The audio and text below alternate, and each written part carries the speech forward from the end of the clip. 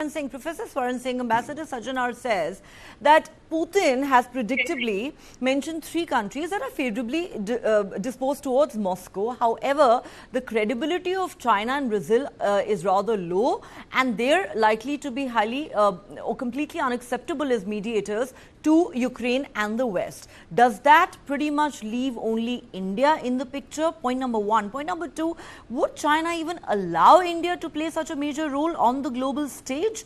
And number three, how serious are Russia and Ukraine really about mediation in the first place, in your assessment?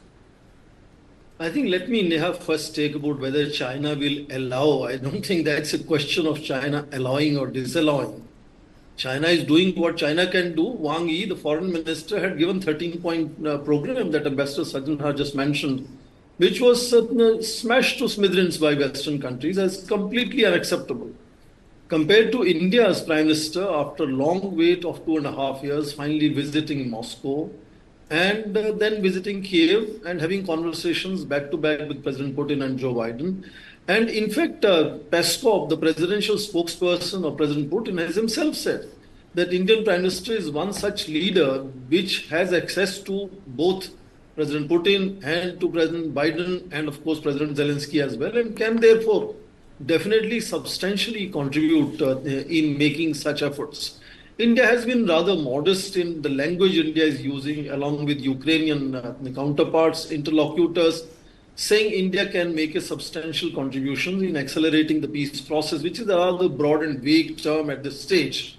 Second, very important point is, of course, President Putin has mentioned Brazil, China, and India, which definitely, Neha, marks a kind of an inflection point compared to the stubborn nature that both President Zelensky and President Putin have had so far. So it's a kind of a change, I would say, that he's finally said yes. If President Zelensky wants to talk, then I am happy to talk. But see, he's talking from the point where he said we left last in Istanbul Accord, 15th of April 2022. 17-page draft of that accord is where President Putin wants to begin again. And that draft, given the fact that initial few weeks, Russia was really on a heavy onslaught and put Ukraine and President Zelensky were on kind of back foot. And if you remember, United States was offering President Zelensky a safe exit at that time. So during that time, the 17-page draft of 15th April 2022 was relatively favorable to Russia, saying that Russia, A, would retain the areas that it has already occupied, that Ukraine would ensure of neutrality, Ukraine will not deploy very unacceptable set of weapons on that border. But I think that the kind of problematic clause that Russia was pushing, which broke those dialogue, those negotiations, was clearly the fact that Russia was trying to put an additional clause to say that in case there is a future skirmish between these two countries, Russia will have a veto over international community coming to interfere and dictating how that equation should be developed. And that's where negotiations broke. And by that time, President Zelensky has stood his ground, and he said, I don't want any exit from Ukraine. I want your help to give me more weapons. And that's how the war has continued. And more recently, of course, with Kursk being an example of Ukraine forces being able to go in and occupy certain settlements inside Russia, is something that has changed the reality here. So I think we have to be careful of what is the condition that President Putin is putting, not just three countries. And are those, how do you get the two sides to sort of back down from their maximalist positions? That is the only way you can take any kind of dialogue forward. Is India in a position to convince the two sides to do that? Because otherwise, really, what good is a peace summit going to be? Neha, let me put my neck out and say two things first. One, there is historically always the same situation. Parties at war will start with maximalist positions. We don't expect them to begin with minimalist positions. They will always start. Let them start with maximalist positions. Second, no time for negotiations is wrong time to end any war. Negotiations can begin any time. What is significant is, are they willing to go in closed-door meetings and start talking to each other? That has stopped. I think that is the biggest challenge. And for that reason, I'm saying it can be seen as an inflection point where the so-called superpower, a strong leader, President Putin, says he is willing to talk to President Zelensky and start negotiations, which have been dead for almost last 2 years.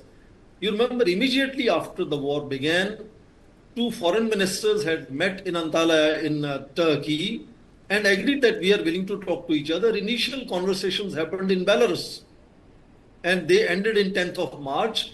Of course, different versions keep coming out. The negotiators have been interviewed by media, by researchers. All interlocutors initially were saying one thing, and increasingly as the war has changed face, their interviews have changed versions over a period of time. And then, of course, the same Belarus negotiations moved now to Istanbul, and another agreement was signed in Istanbul, where again we are hearing now multiple versions, initial versions of the 17-page document, which was initialed by plenipotentiaries. I understand that does not mean that agreement is agreeable to the head of state, national leader. Each nation have their own way of ratifying agreements. Sometimes it goes through legislatures, like in India. So versions have been changing over a period of time till mid-April, 22 April to be specific. But then, since then, no negotiations. And very clearly, not just the entire West. Prime Minister Boris Johnson was particularly the man who visited Kiev at that time and said that you should defeat Russia in the battlefield and you can do it. And in that sense, there have been a lot of insinuations in media that it was actually NATO that didn't want President Zelensky to end war with negotiations which are going to be favorable to Russia, because as President Putin now keeps repeating, they wanted to settle score with Russia. And kind of it was an equation between NATO and Russia rather than President Zelensky and President Putin, which was more or less reaching to some kind of a conclusion on 22nd of April, which is where the last negotiations ended in that sense. So if you look at this whole period where West has been, if we believe media, been able to stop President Zelensky from going in for negotiations, and one after another statements that come from G7, from United States, is about preparing Zelensky and Ukraine for more war. They are not talking of peace, and only peace talk that they had is Swiss summit, where Russia was not invited. I mean, what can you think of a peace summit which doesn't have one of the two parties? That was quite meaningless. Absolutely. Best they can deliver is a diktat for Russia to accept, which is non-starter again. And you're right. They don't really talk about peace. They keep talking about teaching Putin a lesson. Yes. Very quickly, sir. I'm running out of time. So I'm saying because there have been a whole long period where the negotiations which are moving positively in some direction ended, and no negotiations have actually started, or no such imagination that these it's actually been over 2 years. So can India make a fresh start?